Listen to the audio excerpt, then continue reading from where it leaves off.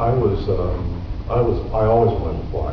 As far back as I can remember, I was one of those, kids. My brother and I grew up watching, all the John Wayne airplane movies and stuff like that. We just loved that stuff. And then as I got older in college, in high school and college, I became just the biggest airplane geek you could find. I mean, I go out to the airport and watch airplanes take off for hours.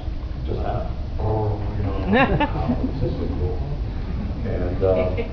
And so, but I just absolutely loved it. Air shows, the whole thing. And then when I started doing Star Trek, the second season, which was 1988, there was a writer's strike.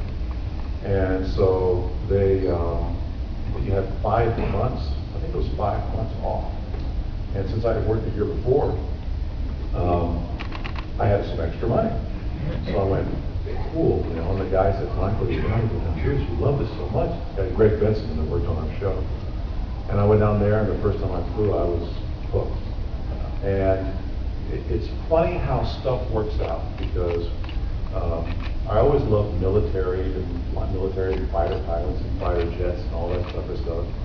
And once I started flying, I got a call one day from this producer that was on Cheers, a guy named Tim Berry, and says, look, Michael, Woody Harrelson was supposed to do this thing, and he bailed on it, but we knew that you flew.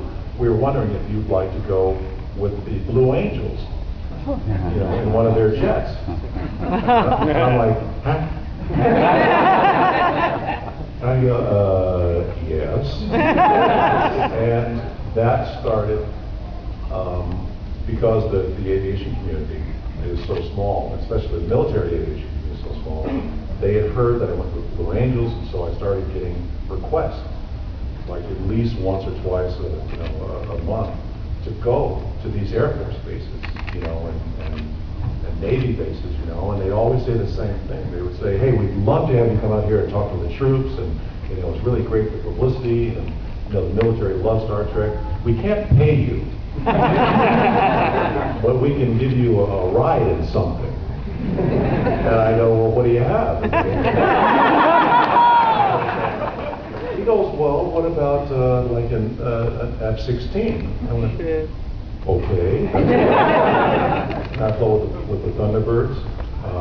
I've flown, with the Fresno Air National Guard at F-16s, with the Oklahoma Air National Guard F-16s.